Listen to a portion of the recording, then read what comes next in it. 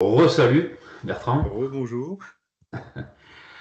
Bon, ben voilà, j'ai souhaité cette petite interview parce que on fait tous les deux partie de la Fédération française de force dans des disciplines à la base différentes, même si il y a toujours possibilité de faire un croisement de nos disciplines, bon, comme tu le fais si bien d'ailleurs. C'est pour ça qu'on en parlait justement.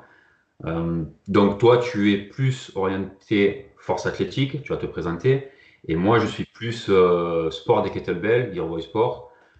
Donc l'intérêt en fait de cette interview, c'est surtout de voir les applications possibles de la kettlebell dans la force athlétique et en particulier donc pour les pratiquants vraiment de force athlétique parce que aujourd'hui le sport des kettlebells a besoin de se développer et justement je pense que le plus intéressant c'est déjà au moins de se tourner vers les pratiquants de force athlétique et justement l'interview va mettre en avant ce que toi tu as ressenti des bénéfices de la pratique du sport des kettles et des quelques compétitions auxquelles tu as pu participer, dont le championnat d'Europe récemment, et en particulier ce championnat d'Europe. Donc tu as pu voir vraiment quels étaient les points positifs de ton côté et ceux qui pourraient vraiment être intéressants pour un pratiquant de force athlétique.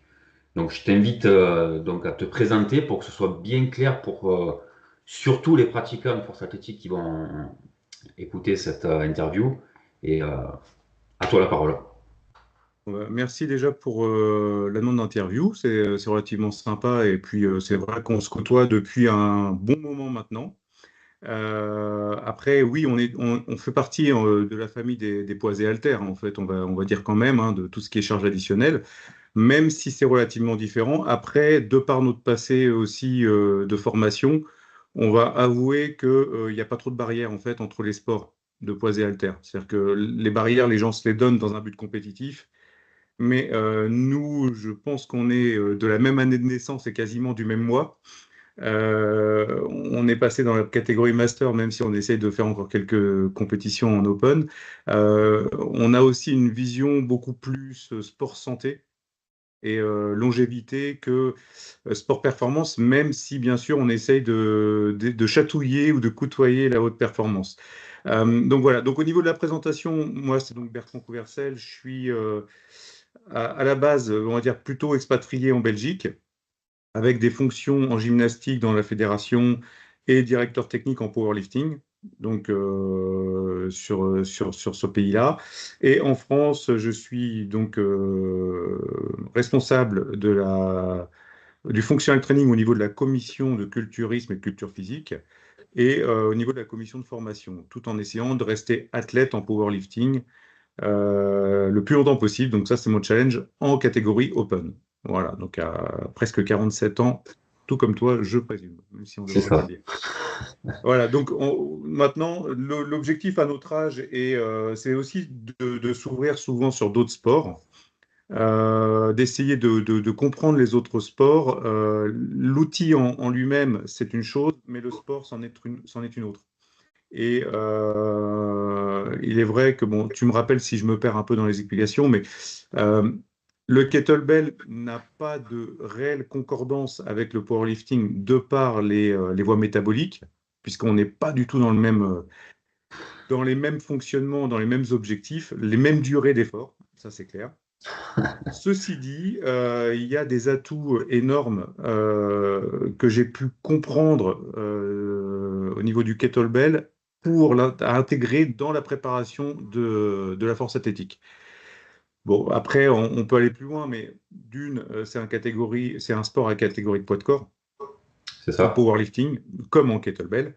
Le poids de corps, ça demande forcément de faire, on est d'accord, des water cuts, mais aussi d'avoir une qualité au niveau des composantes très très affinées, c'est-à-dire que si moins on a de gras, plus on a de muscle, mieux c'est. Et le kettlebell est très métabolique. Donc ça, c'est un premier intérêt qui est très important et qui est très peu chronophage en termes de temps si on l'utilise comme outil métabolique. Je ne parle pas compétitif, hein, Bien sûr, bien sûr. donc ça, c'est un premier intérêt super sympa. Moi, je l'intègre dans les phases pré-compétitives. Quand je commence à avoir un peu moins de volume d'entraînement en power et où j'ai besoin de commencer si on peut dire, j'ai besoin de dégraisser un petit peu. Voilà. Donc, Ok. donc ça, c'est un intérêt. Deuxième intérêt dont on avait parlé en compétition, c'est j'avais une douleur d'épaule un peu récurrente de par ma prise au deadlift, etc. Et bon, peut-être vaccination, j'en sais rien, mais il y avait une épaule qui était relativement sensible du fait de ma prise en low bar au squat, donc prise basse, et qui a été réglée avec la pratique du kettlebell et sans chercher à régler le souci en fait. C'est-à-dire que la pratique du kettlebell a permis de faire un travail de prophylaxie et certainement de gestion du conflit ou peut-être en fait tout simplement un problème du conflit sous-acromial, etc.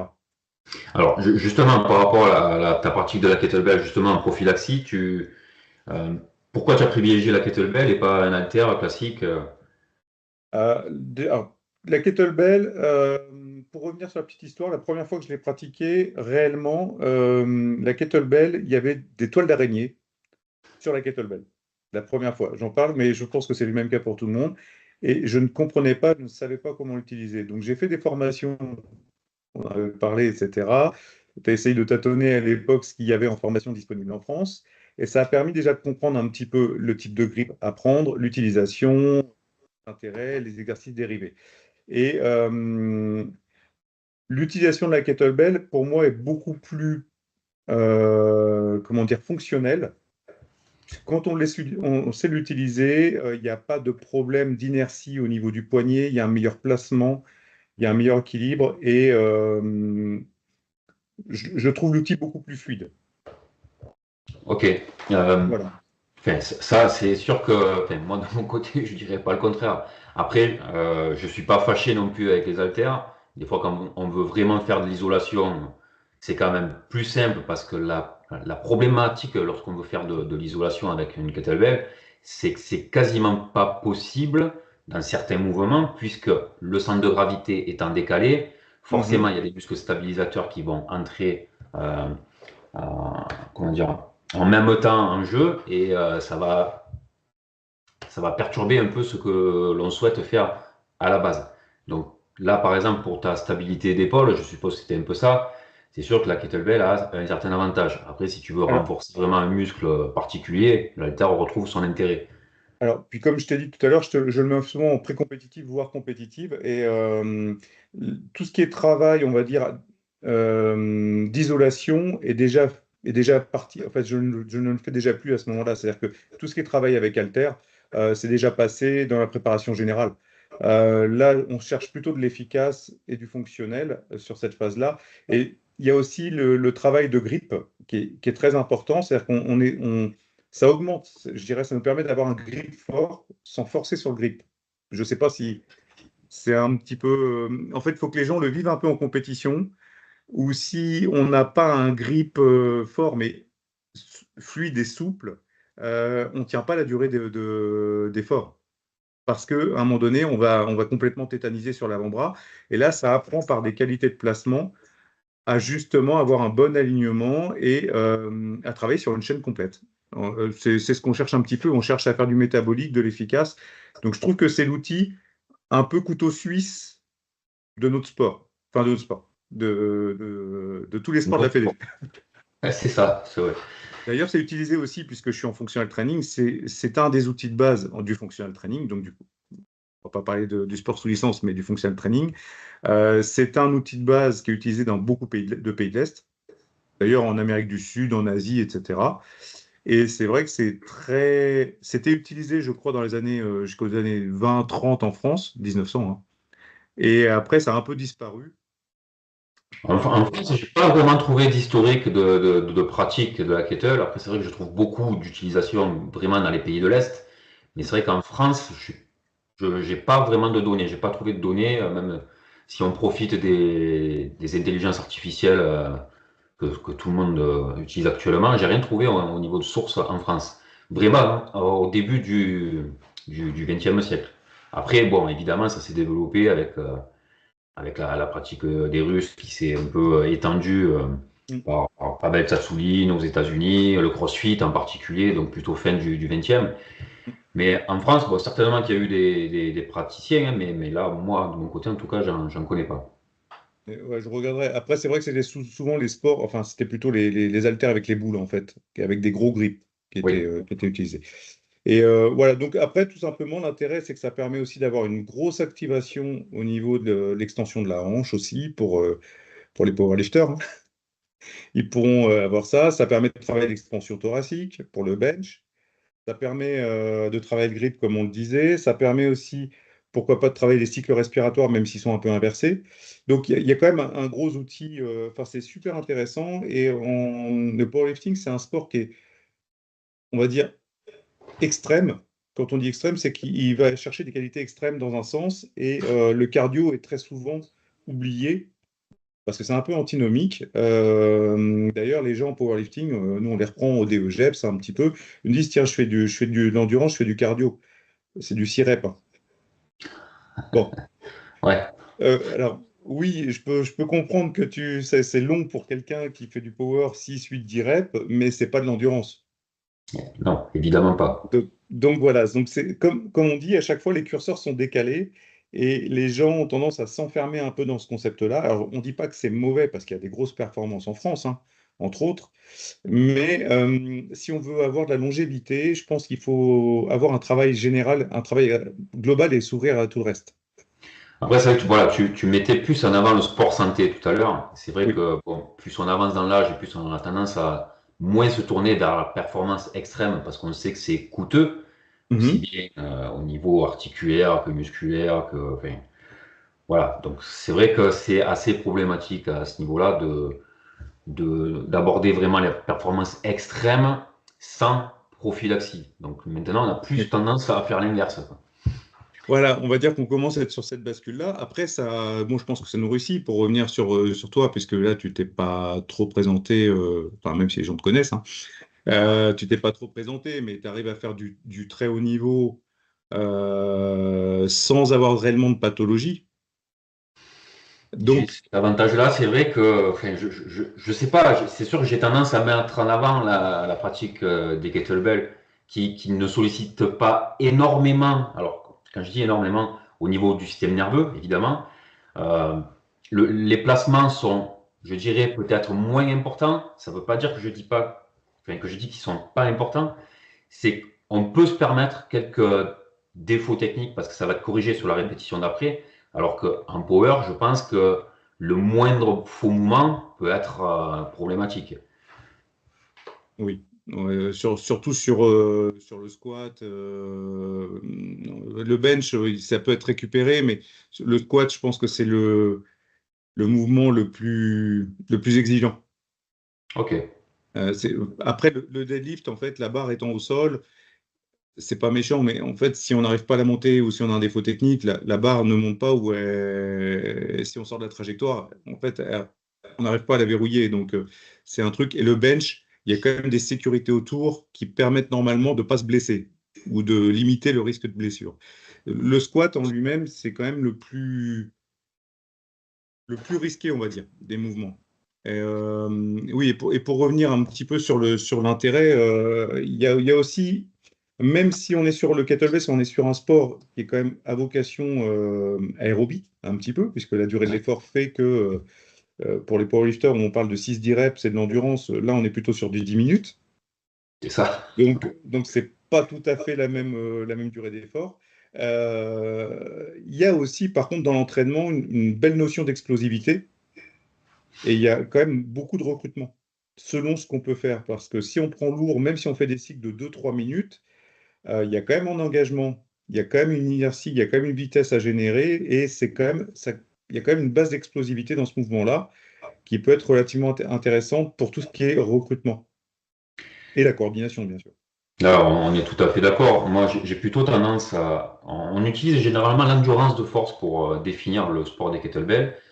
Je suis plus.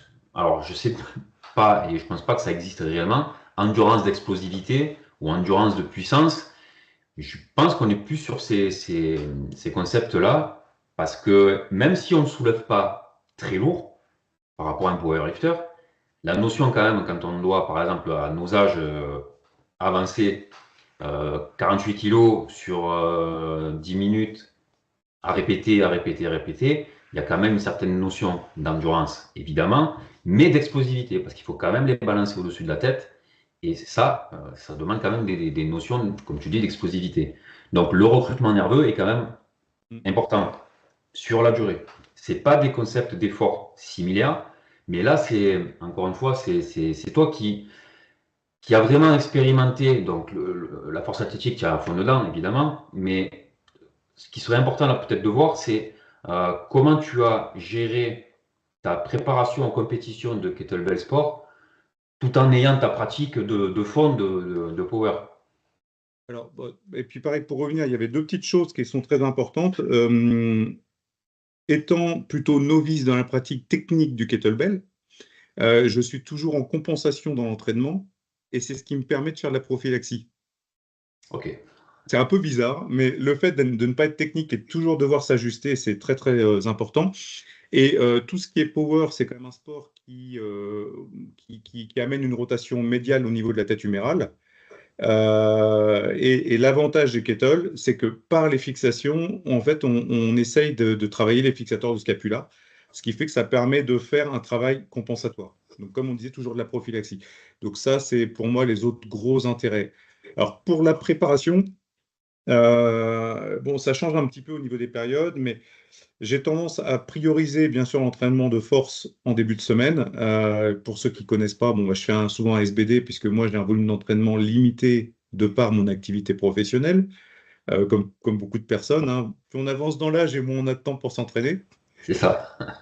sauf après quand on est retraité. Mais bon, globalement, j'essaie de profiter pour faire un SBD, donc squat, bench, deadlift, avec des objectifs plus ou moins différents sur le lundi. Et j'ai entre 3 et 4 séances semaine de powerlifting. Ok. J'essaye de doubler les mouvements et de tripler le bench.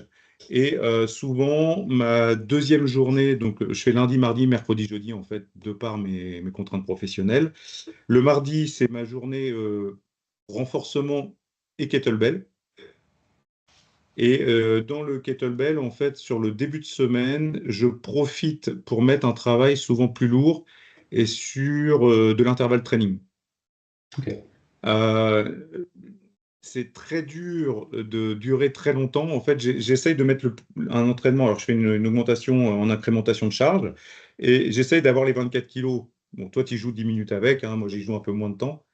Mais j'essaye de faire des cycles et de garder la cadence qui a été conseillée, dont on avait parlé. Par exemple, si on fait du long cycle, donc de l'épaulé jeté, j'essaie d'avoir une cadence de 10 répétitions sur une minute, pause une minute, et j'essaie de répéter ça 3 à 5 fois. Tout simplement pour avoir un cycle, mais de par l'échauffement, ce travail-là, et après, je fais un petit peu de snatch plus léger, en 16 kilos. Et le snatch, je pars sur un principe où j'essaye de faire 3 à 5 minutes. Ce qui est déjà très bien, hein. Ce qui est déjà très bien, ça fait un entraînement. Le mercredi, j'ai mon entraînement lourd au bench, donc avec un maillot, etc., plus serré, donc qui est contraignant. Donc, on essaye je mets pas autre chose avec, mis à part du renforcement pour les pecs. Et le jeudi, c'est ma deuxième séance où j'intègre au kettlebell, puisque j'ai l'entraînement léger sur le bas du corps au niveau du power. Et là, j'essaye d'inverser. Je mets d'abord le snatch sur le même principe, pour donner un exemple, et je mets du travail aux 16 kilos sur le long cycle.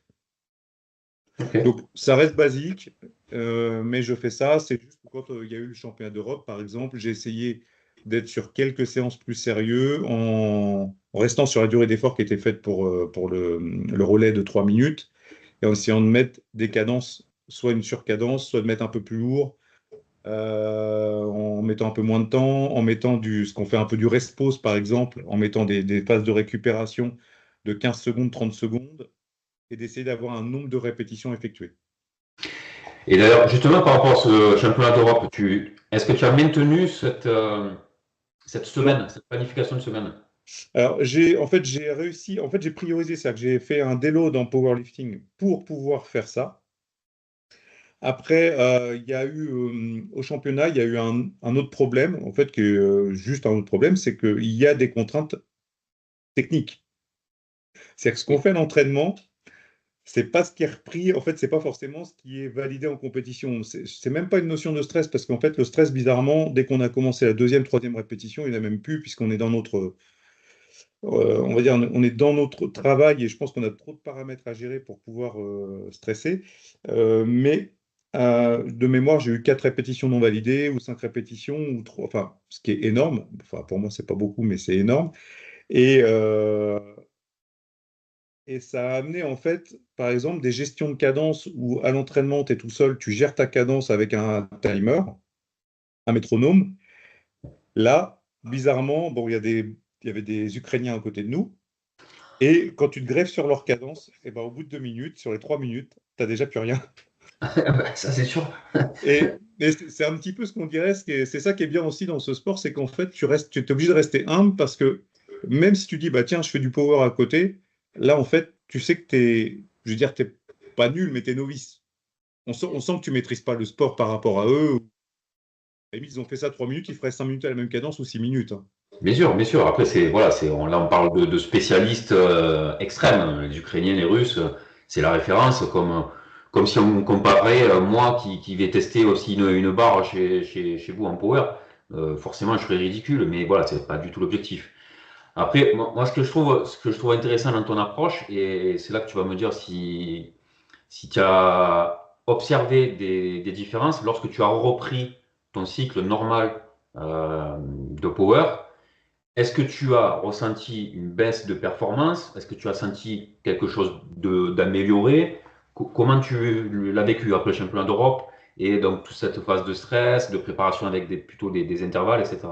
Alors, bon, moi j'ai eu une grosse phase de fatigue après, mais c'est pas dû au kettlebell en lui-même, hein, c'est le volume de travail que j'ai eu à côté. Et il y a eu quand même les championnats d'Europe, les championnats de France, avec des petits déplacements quand même si c'est pas trop trop loin. Et j'ai fait la Coupe de France de street curl. Donc ça fait bon, en fait, ça fait plein de préparations différentes. J'ai des qualifs aussi en power qui arrivent. Donc j'ai eu une fatigue qui est faite un petit peu à l'éparpillement voilà, on est resté très pluridisciplinaire sur cette période-là. Par contre, je commence à avoir un bienfait. Alors, ma douleur, je ne vais pas dire qu'elle a disparu, mais elle n'est plus présente. Parce que c'est sûr que si j'arrête le kettlebell ou les autres activités, à un moment, ça va revenir. Mais l'intérêt, c'est que j'ai l'impression, par exemple, de pouvoir dropper beaucoup plus facilement sans subir, ce qui est bizarre. C'est de pouvoir augmenter mes charges à l'échauffement plus rapidement. Et je peux diminuer mes temps de récup.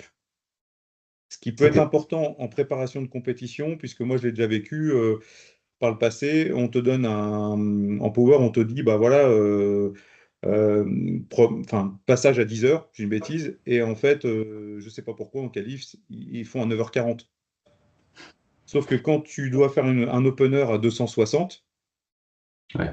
bah, ça te fait sauter 2 barres d'échauffement. Donc là, bon, ouvertement, moi, à mon âge, je me dis non. Donc en fait, je suis reparti chez moi. Enfin, j'ai attendu parce qu'il peut y avoir des contrôles antidopage. Mais du coup, tu attends, tu arrêtes la compète. Aujourd'hui, en fait, je serais capable de le faire. C'est-à-dire que j'ai l'impression que j'ai une meilleure récupération à l'effort de par l'intégration d'une activité, comme tu disais, en endurance de force et aussi avec un objectif cardio.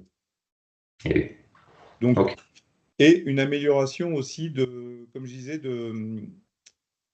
en fait, c'est très spécifique, mais par exemple, moi, je suis très lent en power, très très lent. Donc, j'ai une rampe de montée en force qui est très lente, donc qui est très longue. C'est-à-dire que ça met beaucoup de temps à monter, mais ça monte en général. Le truc, c'est que ça me permet d'avoir, par exemple, au niveau de l'extension de la hanche, de diminuer un petit peu cette rampe, cette latence de montée en force. Ce qui fait que je suis pas plus explosif, mais j'ai l'impression que je coordonne beaucoup mieux, plus rapidement. Au niveau de la hanche, hein. Donc, c'est-à-dire que le fessier était un petit peu peut-être en amnésie, j'en sais rien. Et j'ai l'impression qu'il y a des meilleures sensations. Alors, on est sur du subjectif, mais à l'entraînement aujourd'hui, il y a plus d'efficacité. Alors que je pratique quand même très peu par rapport au power actuel. Ouais. Et j'ai l'impression que j'ai une meilleure efficacité et les performances continuent à monter malgré l'âge qui avance, quoi. Et je pense que c'est aussi l'ouverture sur les activités et le fait de ne pas avoir de saturation de l'activité.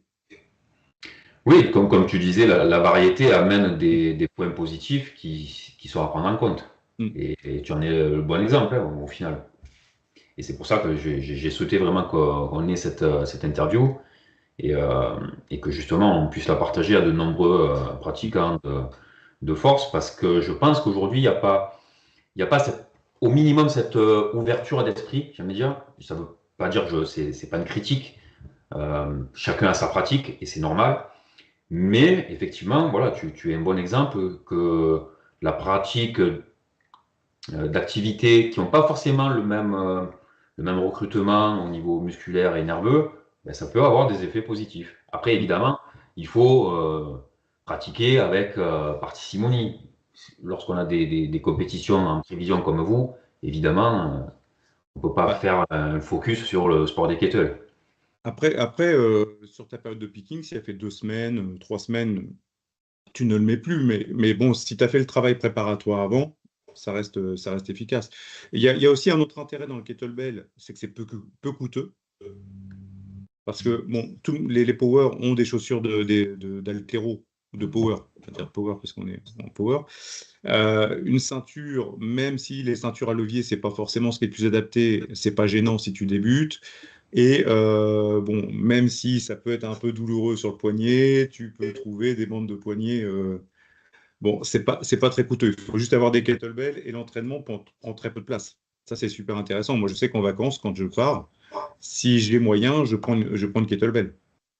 Voilà, après, on aborde un autre point. Le sport des kettles, c'est le sport des kettles, mais une kettlebell peut être utilisée Mm, pour plein de choses. Voilà, mm.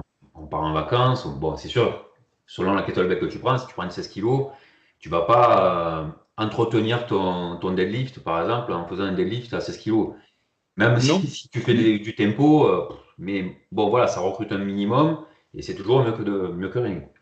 Ah ben c'est toujours, à mon avis, très très bien. Et 16 kilos, on peut rigoler, mais selon la façon dont tu l'utilises, c'est déjà pas mal, hein. Si tu te mets en équilibre sur un pied, que tu travailles en tempo, etc., je pense que effectivement ça peut surprendre. Mais bon, voilà, ça reste évidemment largement en dessous d'un Oui. recrutement de compétition en power, quoi.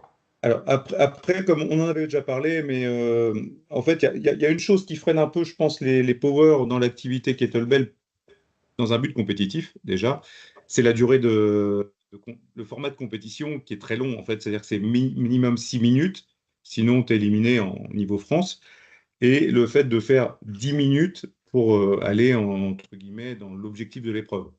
Donc 6 minutes, si tu es novice, t'as pas envie. En fait, c'est super long et on n'y peut rien, c'est comme ça pour le moment. Mais moi, ce qui m'a plu, même si j'avais déjà fait les championnats de France, c'est le format relais de 3 minutes, qui est déjà un gros challenge en soi, hein, parce qu'on a Juste. quand même des cadences plus importantes.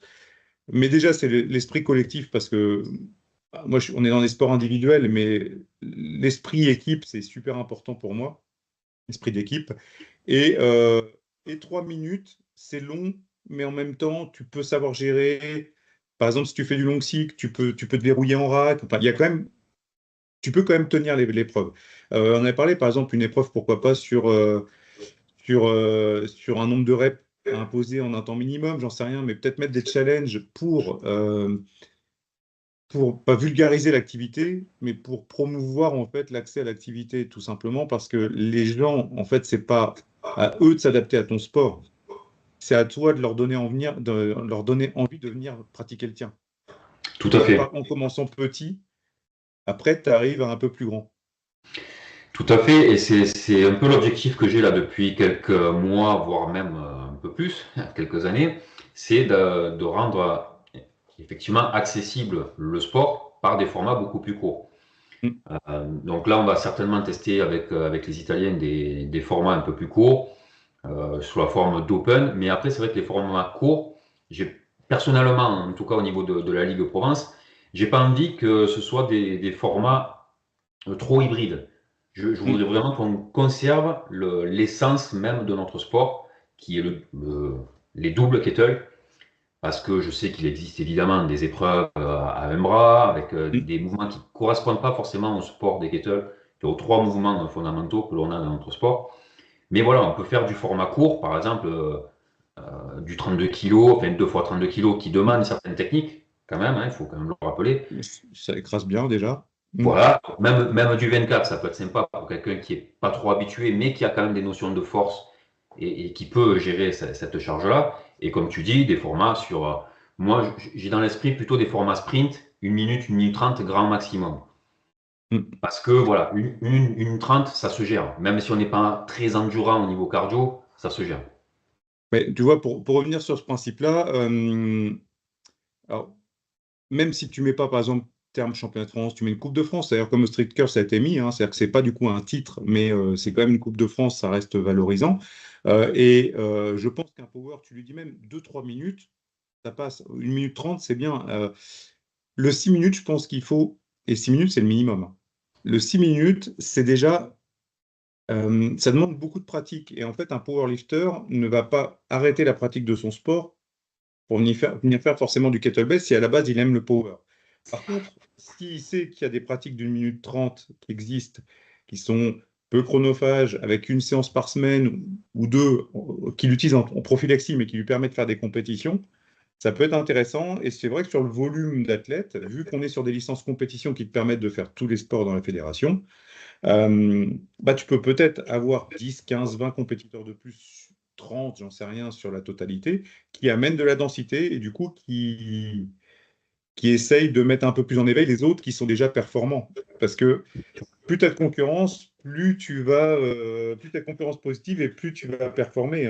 Ça, c'est relativement sympa. Et puis, c'est vrai que c'est bien d'avoir des plateaux qui sont remplis. Je sais que ce qui était top au championnat d'Europe, en France, il y a aussi, mais c'est l'intérêt de ce sport, par contre, où tu vois tes concurrents, j'appelle ça des concurrents, hein, mais qui Sûr. font la compétition en même temps que toi.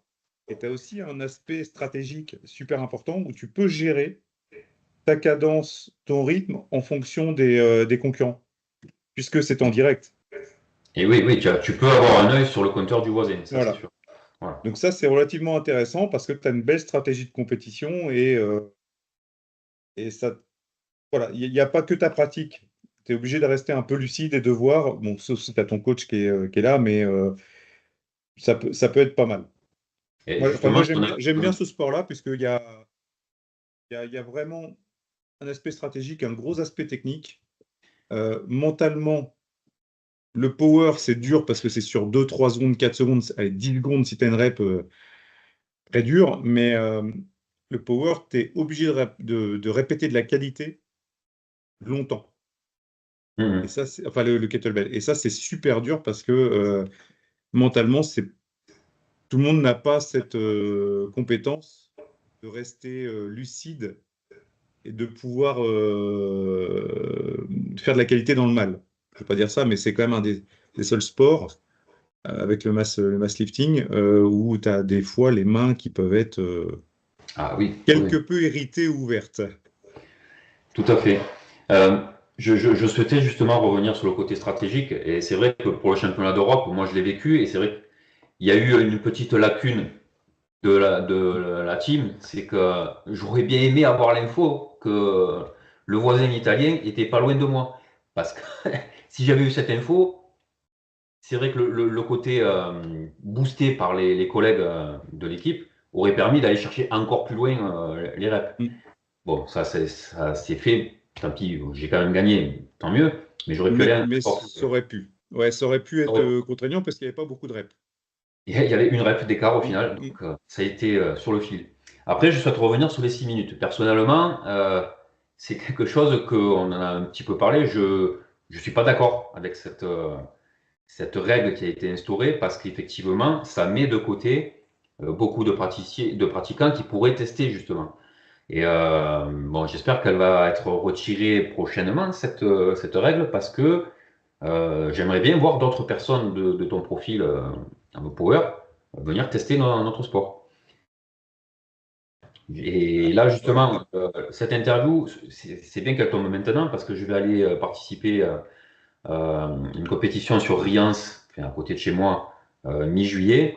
Et du coup, Mhm. j'espère, enfin, je vais diffuser justement cette vidéo pour inciter les personnes qui sont présentes à venir tester. Mm. Et voilà. Donc déjà, encore une fois, merci pour ta Et disponibilité là-dessus, quoi. après, franchement, de rien. Maintenant, après, je pense que là, c'est bien d'en parler, mais comme tu dis, il faut que les gens le vivent un petit peu. Et encore une fois, après, nous, on le vit un petit peu, peut-être un peu autrement, mais l'objectif, c'est se challenger, c'est de découvrir des choses, c'est de sortir de sa zone de confort. Et je pense que c'est bien d'aller chercher tout ça. Ça permet de rester polyvalent parce que même si on est très spécialiste, on est spécialisé, la polyvalence en soi, c'est quand même c'est fondamental. On parle aujourd'hui, il y a une étude qui est sortie, la relation en fait de longévité d'une personne, bon, parce qu'on est vieux, hein, maintenant on en parle comme ça, et avec le ratio de sa force au niveau de ses membres inférieurs. À partir du moment où tu n'as plus la force de te lever, de mémoire dans cette étude-là, l'augmentation en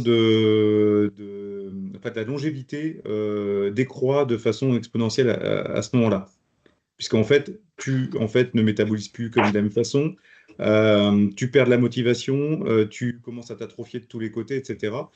Et donc, maintenir en fait un travail debout, en posture, sur une durée relativement importante, c'est quand même fondamental. Développer le VO2 max aujourd'hui, quand on a 25 ans, on peut rigoler. Quand on en a 40, 50, 60, 70, j'allais dire 70, pardon, comme je suis en Belgique, euh, c'est fondamental. Je peux ressortir une personne en fait on était obligé de faire une rééducation, enfin d'aider à la rééducation cardiaque. Ça te parlera bien. Il était à 23 millilitres par minute par kilo de poids de corps en VO2 max. Ah ouais. Pour calcul pour les personnes, on divise par 3,5, ça donne la VMA. C'est-à-dire que cette personne-là, quand elle allait faire ses courses, elle était obligée de s'arrêter parce qu'elle ne pouvait pas durer à 5-6 km/h plus de 5 minutes. Et quand elle revenait de ses courses avec des sacs à la main, elle était en surcharge, donc son VO2 max diminuait. Elle était obligée de s'arrêter, de s'asseoir beaucoup de fois. Ce qui fait qu'on est quasiment dans un VO2 max morbide. Et oui. Et demain, rien que par de la prophylaxie, c'est-à-dire je diminue mon poids de corps, j'augmente mon VO2 max, j'augmente ma densité musculaire, etc. Bah, on augmente aussi son potentiel, son capital santé, son capital forme dans la durée. Donc, c'est bien de penser à la compétition à 25 ans. Maintenant, moi, je pense qu'aujourd'hui, le challenge, c'est plutôt de dire, je fais de la compétition et j'essaie de durer 30 ans ou 40 ans, C'est voire ça. longtemps. Et justement, toi qui l'as vu aussi au championnat d'Europe, tu as vu l'âge des Oui, pratiquants ukrainiens et russes qui vont jusqu'à des âges de 70, 80 ans et plus. Donc, s'ils sont oui. encore en compétition, c'est qu'au niveau santé, ils peuvent se le permettre. Et je reviens souvent sur l'exemple de Michel Vauquier, qui est pas loin de chez moi, hein, la Mm. fameuse Mini, que j'ai encore vu là récemment, 77 ans. Et même si, voilà, l'âge la rattrape, évidemment. Elle commence à avoir des vraies douleurs maintenant sur une épaule, mais c'est pas aux deux épaules, donc c'est vraiment la vieillesse, à mon avis, qui fait malheureusement son mauvais rôle. Mais voilà, on peut vieillir en bonne santé en pratiquant le sport des kettle. Et moi, enfin, là, tu as abordé donc, tout ce qui est amélioration des conditions cardio, les membres inférieurs qui sont relativement importants. Moi, ce que j'aborde souvent dans la pratique du sport des kettle, c'est aussi la mobilité. Mm. Et la mobilité articulaire, plus on va avancer dans l'âge et plus on va avoir besoin de vivre chez nous à la retraite et aller chercher des trucs en haut. Mm. Voilà, la mobilité d'épaule, elle est vraiment indispensable dans notre sport, que l'on va beaucoup moins retrouver dans d'autres disciplines. Et c'est vrai que le sport des kettles, là aussi, a un impact non négligeable. Euh, Quand j'ai C'est fait mon clair. stage en Russie, il mesure également la force de grippe.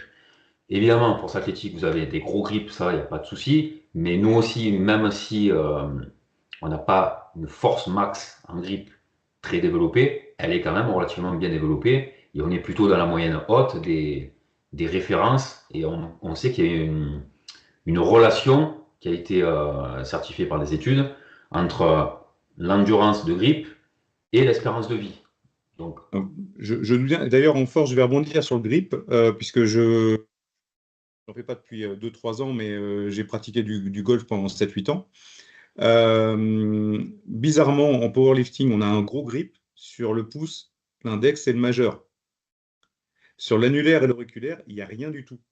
Alors, je me mets au défi, hein, et le golf, en fait, c'est comme dans beaucoup d'activités, il faut avoir un gros grip sur l'annulaire et l'auriculaire et ne pas avoir de grippe, enfin pas avoir de grippe, avoir un relax au niveau du pouce index et majeur pour éviter de partir en slice ou en draw, etc. Enfin bon, tout ce qu'on veut.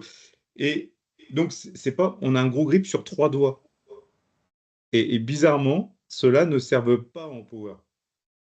Ok, Donc, enfin, pas ou peu. c'est Et sûr. les 3 quarts, tu pourras faire le test avec des sportifs de plein de sports, ils ont souvent pas de force sur les 2 derniers doigts. Et donc, on apprend kettlebell. Tu vois, avec le kettlebell, on est obligé d'avoir un gros grip, par contre, sur l'annulaire, l'auriculaire, Eh qu'on oui. n'a pas de l'autre côté.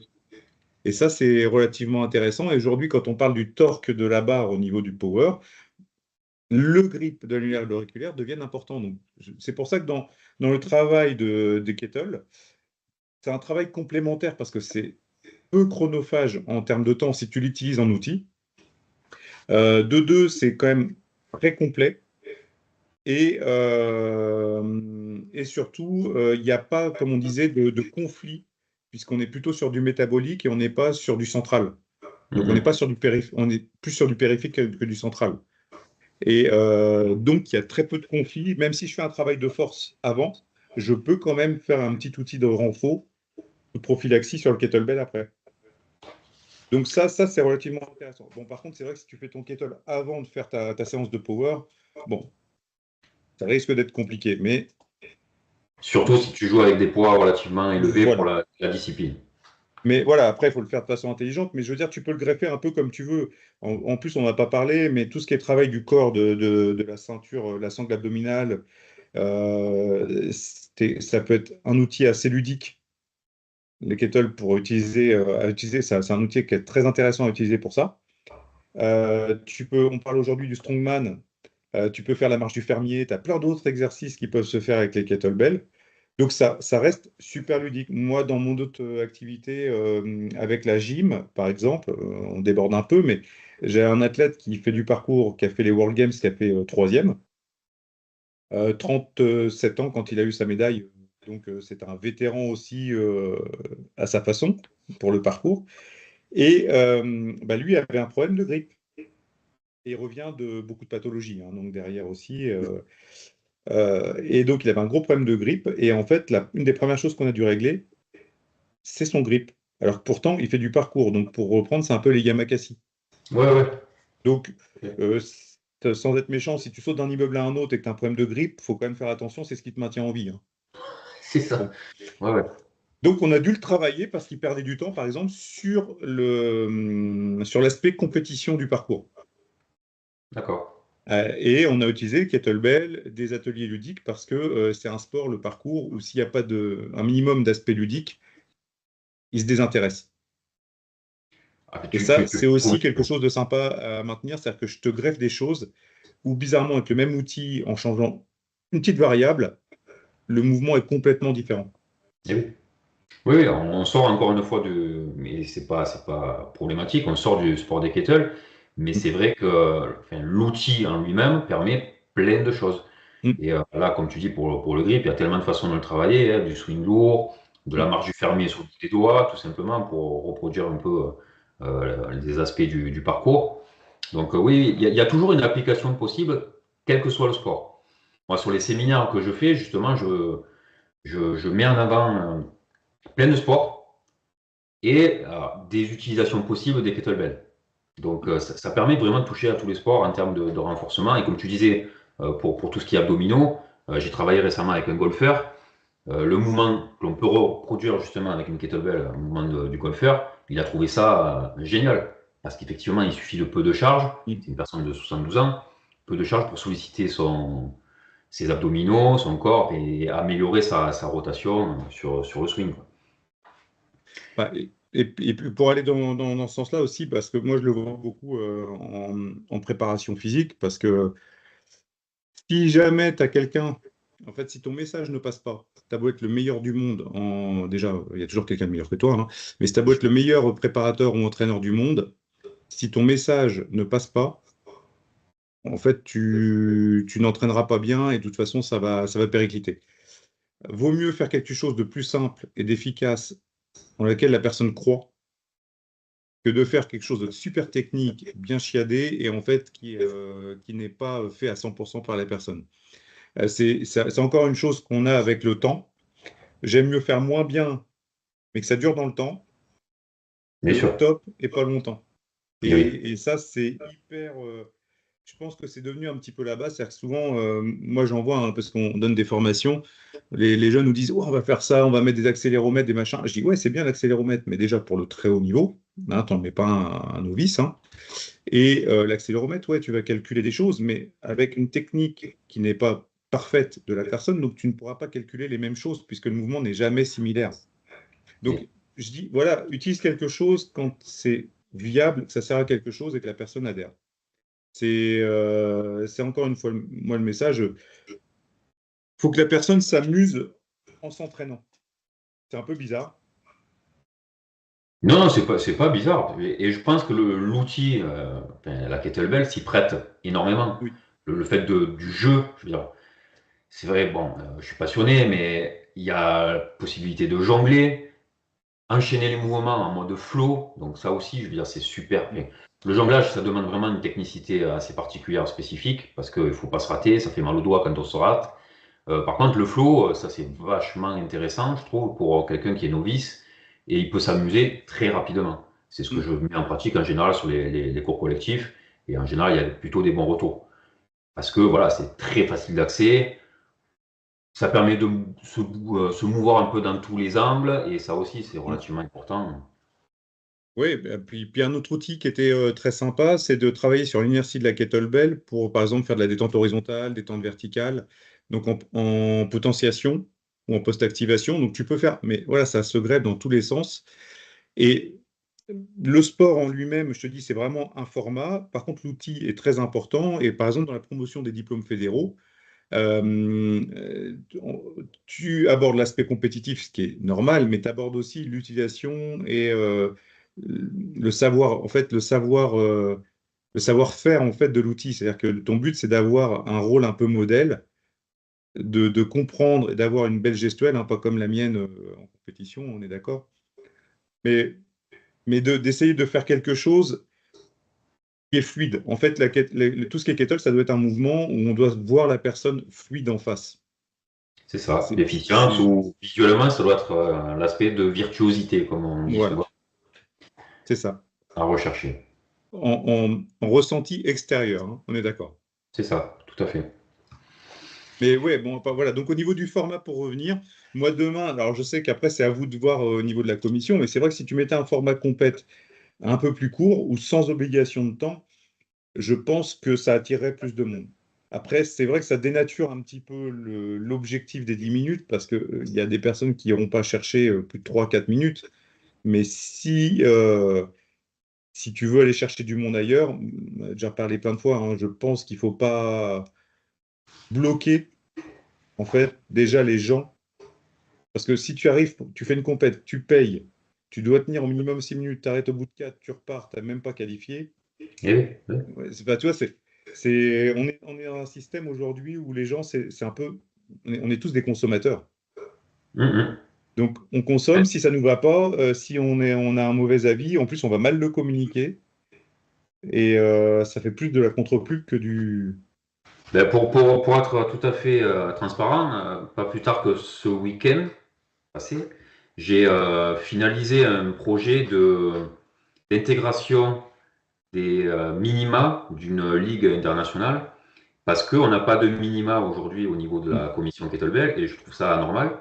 Déjà, parce qu'au niveau de la force, ben, il y a des minima, et ça me semble tout à fait logique. Et ces minima-là, on peut jouer avec pour qu'ils soient vraiment au plus bas, pour justement favoriser Hmm. l'accès aux novices, et justement, pas avoir cette notion de temps de 6 minutes, qui est relativement rédhibitoire sur certains profils. Parce que c'est pas jouable, 6 minutes, quand tu n'as pas l'habitude, c'est pas possible. Alors qu'un minima, s'ils sont relativement bas, évidemment, il faut aussi que ça corresponde quand même au sport. Voilà, ça reste accessible, la personne peut se faire plaisir et se dire, bon, ben Oui. voilà, j'ai atteint ce minima, je peux prétendre à aller un petit peu plus loin. Bah, et puis, par exemple, là, enfin, moi, c'était pas très grave, mais ça m'était arrivé il y a 2 ans, en fait, et ça arrivait à mon concurrent cette année, là, sur le championnat de France. Et sur le snatch, sur le changement de main, il laisse tomber la kettle au sol, à 5 minutes. Eh oui, Donc, eh il est oui. éliminé. Voilà. Alors Donc, qu'il avait certainement un bon score, quoi. oui, bah, c'était globalement, s'il allait au bout, il était meilleur que moi, hein.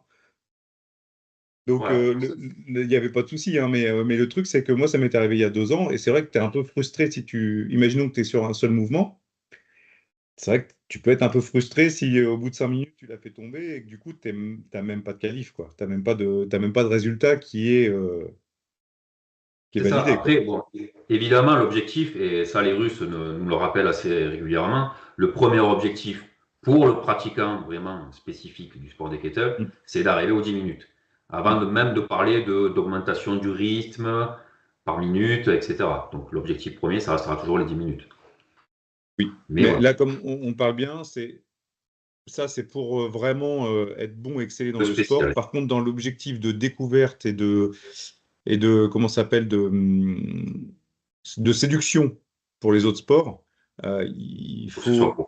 voilà, court ou alors, comme tu dis, ne pas mettre trop de contraintes. C'est ça. Après, On est l'objectif du d'accord. 12, il est bien, mais comme tu dis, le 12, c'est un genre d'open, etc. Le 16, c'est bon, voilà, c'est à l'international, ils rigolent, hein, les autres pays, hein. Euh, Même 24, limite, ils rigolent, mais pour les garçons. C'est le poids, enfin, pour les jeunes, entre parenthèses, c'est le poids amateur, Oui. c'est 32 kilos. Bon, après, à partir de 40 ans, on est normalement bloqué à 24 kilos. Et bon, voilà, 40 ans. Mais voilà, donc, mais je veux dire, voilà, sur le principe, déjà, c'est vrai que tu joues avec des poids différents, ok. Maintenant, la durée, euh, je pense que demain, on en reparle encore. Tu mets un power qui aime bien soulever lourd.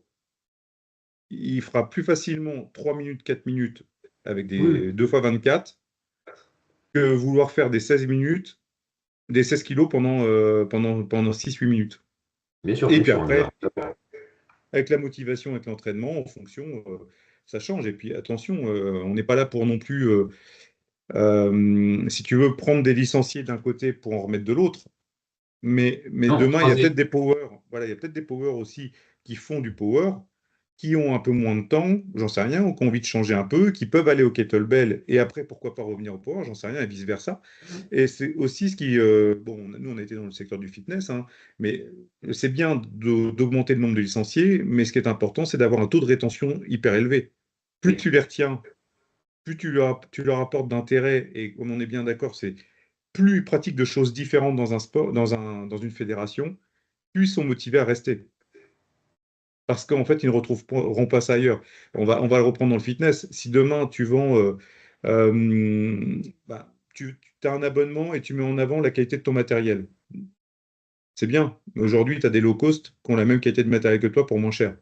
c'est Donc, ça. si tu vends ça, ça va pas durer longtemps. Par contre, si tu vends la qualité de ta prestation et en fait de ton suivi, potentiellement, tu vas garder un peu plus les gens et tu vas essayer de leur faire découvrir plein d'activités différentes qu'ils n'auront pas là, dans ce low cost, et tu vas les garder. Et donc, pour la fédération, je pense que si les gens multiplient les activités au sein de la fédé, le nombre de licenciés va forcément augmenter, pas parce qu'il y aura beaucoup d'arrivées, c'est juste que comme tu vas les retenir, les nouveaux arrivants vont venir se greffer au fur et à mesure.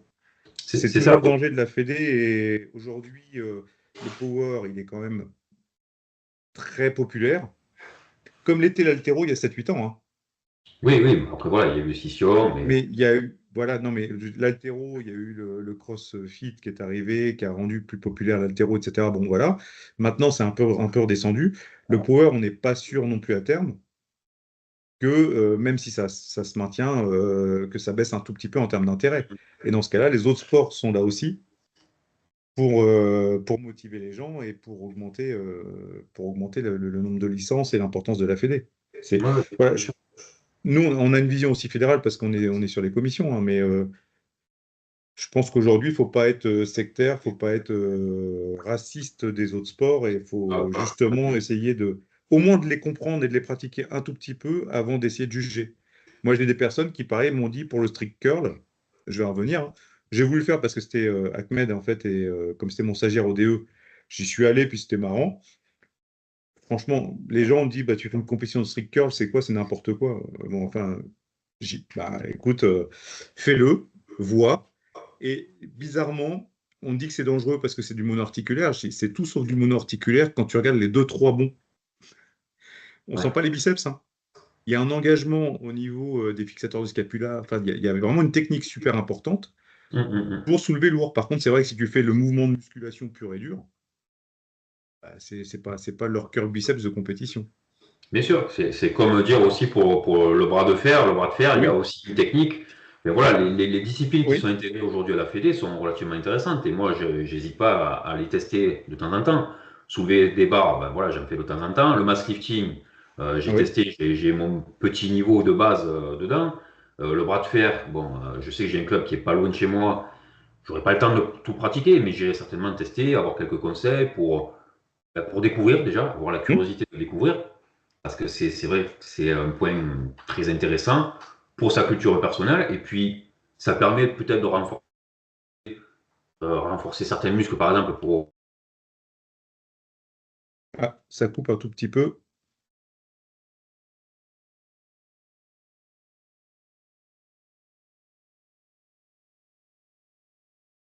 Ah, ça coupait un tout petit peu, c'est bon là. Bon. Ouais, j'étais en train de dire que voilà, le travail de bras de fer peut renforcer le grip également pour ta prise en main de la barre. Enfin, voilà, ça peut servir à toutes les disciplines. Hmm. Donc, je te rejoins à ce niveau-là. Il faut être curieux et ne pas hésiter à tester, quoi. Ouais, ouais, c'est clair. Et il faut aussi que les personnes qui forment, donc déjà, il faut développer les personnes formées. Ça, c'est encore un autre point. Et il faut que les personnes qui forment ne soient pas non plus fermées dans leur sport. Parce que ça, c'est souvent aussi ce qui limite un petit peu l'intérêt d'une personne qui vient découvrir. C'est que tu vends. euh, je peux donner un exemple. Par exemple, si je te parle de force athlétique, puisque tu vas parler d'un public de force athlétique, c'est comme si tu disais la force athlétique, là, c'est squat, bench et le deadlift, c'est que du traditionnel. Ouais, mais s'il y en a un qui a envie de faire du sumo, non, c'est que traditionnel. Ou l'autre qui va te dire c'est que du sumo. Non, reste ouvert, fais pratiquer, fais découvrir et après t'orienteras. Bien Et sûr. si jamais ils ont envie, est-ce que ça vaut le coup de faire tout de suite une compétition en initiation? Non, fais découvrir les mouvements, fais prendre plaisir. Et il y a d'autres choses on parle souvent en altéro aussi, mais c'est pas la même fédé. Ils parlent souvent de semi-technique avant de parler de mouvement technique. Ouais. Parce que le mouvement technique en lui-même, c'est déjà hyper complexe. En power, j'ai déjà vu aussi des personnes qui commencent à parler de Valsalva, alors que la personne ne sait pas faire un squat. Ouais. Bon, allons-y par incrémentation, allons-y par Et bon, on progression. est sur la problématique de la majorité des sports. C'est Hmm. qu'il y a beaucoup de personnes qui veulent tous les détails avant d'avoir les bases. Oui, et puis déjà être champion du monde avant d'avoir déjà une première compétition de validée, quoi. Ouais. Donc ça, c'est un problème. Donc en fait, je pense qu'à chaque fois dans tous les sports, toi, le power, c'est un sport super intéressant pour de la préparation physique. Mhm. Mais si tu utilises les outils squat, bench, deadlift et tout ce qui est semi-technique au service de la prépa physique. Si tu fais un bench avec un pontage de malade alors que le gars, il n'a pas besoin de pontage et de leg drive, bah, ça ne lui Évidemment. servira pas grand-chose. Tu n'es pas là pour que ton athlète lui apprendre 10 ans un mouvement pour qu'il soit bon après dans son sport et qu'il fasse un transfert. Le but, c'est qu'il Tout à fait. utilise ce mouvement pour être bon très rapidement dans son sport. Et donc, si tu fais ça, ça va aller. À mon avis, on manque de personnes formées aujourd'hui et il y a des personnes formées, mais qui n'ont pas forcément beaucoup de temps, puisque déjà d'une, il faut se déplacer sur tout le territoire, hein, et puis, et puis pour moi, on parle d'autre problème, c'est que les formations ne sont pas assez chères. Ça, du coup, les personnes qui y vont sont souvent obligées d'y aller. Eh Et, oui. euh, et donc voilà, donc on regarde par exemple le diplôme d'État, quand tu voulais le faire, déjà d'une, tu es obligé pour travailler, mais il est cher, et quand tu commences à l'attaquer, bah, tu le finis, hein.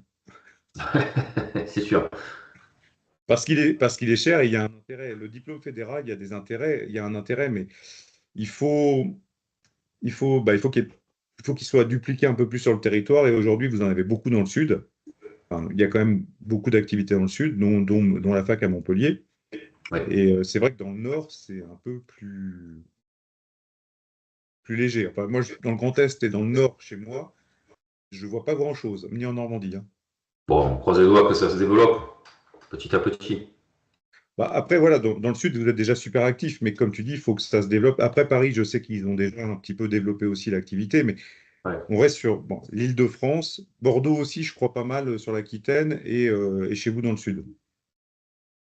On essaye de faire au mieux, mais après, voilà, il faut partager les expériences de chacun et essayer de se développer de manière harmonieuse Mm. en fonction des différentes disciplines. Mais on espère quand même, juste avant, on espère aussi que les gens qui font les formations en functional training, parce que c'est un peu parallèle quand même, vu qu'il y a l'outil Kettlebell, de les orienter aussi sur le Kettlebell, parce que il faut savoir utiliser l'outil. Donc, la première possibilité pour savoir l'exploiter, c'est de faire la formation. Exactement. Donc, on va Et une inciter compète, tout le pourquoi monde. pas? Comment? Et une compète, pourquoi pas non plus? Oui, voilà, des petites compètes, même enfin, des open au niveau Hmm. régionaux, hein, bon, on peut le faire, hein. Ouais. Ok, Bon, bah bon, écoute.